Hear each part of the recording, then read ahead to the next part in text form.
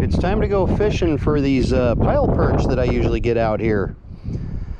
And my attempt today and a few other days later is to show you certain baits that I can get from the beach or under docks.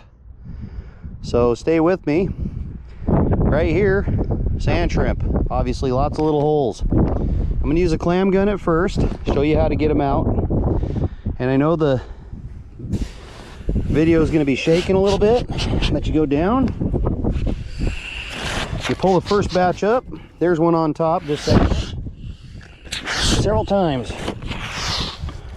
Now I'm not getting enough water up the tube, but I did get a sand shrimp right here. And that's how you get those. You pump with the pump several times. Let's see if I can get another one here. Okay, out here. Gotta find some solid ground. If you hear the suction happen with the clam gun, that's a good thing.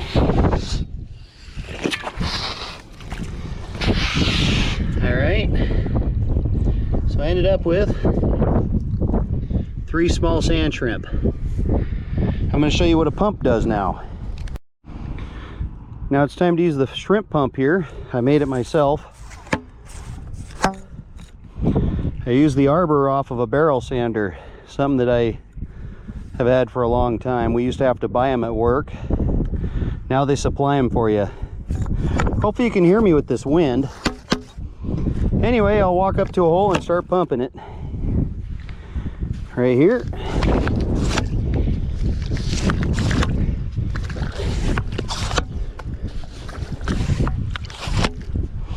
What I ended up with, let's see, one more. I ended up with 4 fair-sized sand shrimp, medium and 1 small. Let's do another spot for shrimp. Yeah.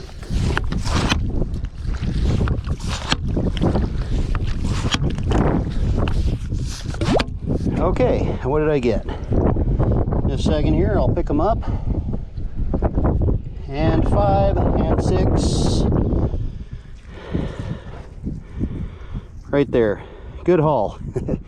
Yeah, and I didn't look behind me yet, but that's how good a shrimp pump does. So if you ever do this, if you have just a clam gun, you still can get them, but shrimp pump, get them better. Shrimp pump, clam gun, and shrimp. Next thing we're looking for is tube worms, or not tube worms actually, sandworms, not the crab. In the marine invertebrate book, it says you may not keep shore crab anymore, but we used to use shore crab for perch bait too. There's lots of little crab. You're supposed to put these rocks back roughly the way you found them. Okay, I'll get back to you. Here we go. That's what I'm looking for. I'll rinse them off. What we're looking for is pile worms. Now, these live in the sand. They live under rocks, in barnacles. Just a second here. They live on pilings. And inside their mouth, I'm going to have you see it if you can, they have teeth. If I can get the teeth to come out, or the pinchers. He doesn't want to show his pinchers. Well, it's in there. Don't know why he's not showing them. I'm not saving them. I'm just going to put them back. Right back where I found them. Flip the rock over. I'll show you another one when I find it. When you look for these pile worms, you want to find a buried rock. And here we go. Now the rock should be buried. Here's another one. I lost him, he went in too quick. The rock should be buried in the sand, and then the piling worms like to live around the barnacles. But there he is. They usually have little spiky teeth that come out, but here we go. Usually when you start doing stuff with them, they'll stick their spiky teeth out. There it is. Those are tiny. You see them? I don't know if you can see them. They're tiny. Okay, I'm going to put them back But you can use these. These are good for perch too.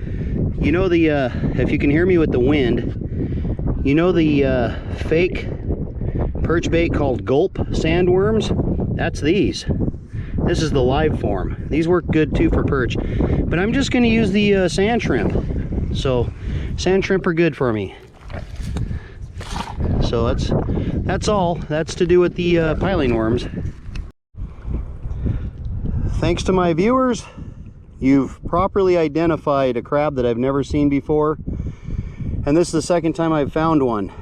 This is a European green crab, invasive species. And the Fish and Wildlife don't want me keeping this. They want me to put it back and get a hold of them and tell them I found one. Now I've already left a message. They never got back a hold of me, but yet here's another one, and he's alive. See? What would you do? Some of my coworkers have told me to kill him, but I'm following what the Fish and Wildlife want.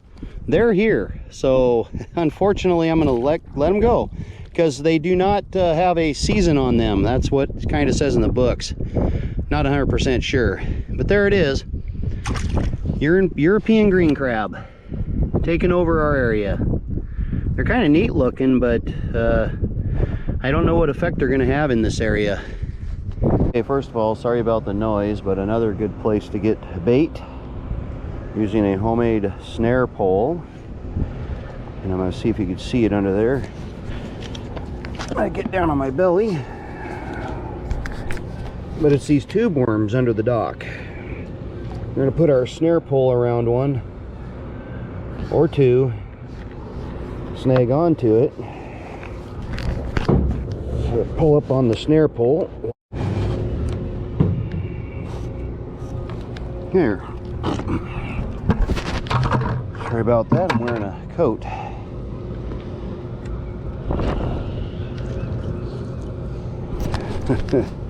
Trying to get these tube worms off of here is kind of a pain. Anyway, they're inside here. You see little worms. They're different from a piling worm. They're just known as tube worms. So all I need to show you is just getting these tube worms with a snare pole. This snare pole wasn't working the greatest. I got a couple in there to show you. Anyway, they have a cool little red flower underneath, and yeah, pretty cool. Now I'm going to get some mussels. I know I was throwing mussels back, but I want to show you. While we're looking under the dock, also another fish type bait you could go after under the water is these mussels. Simple as that. Just mussels. You smash them and you put the meat on the hook, and you'll get these perch going after them.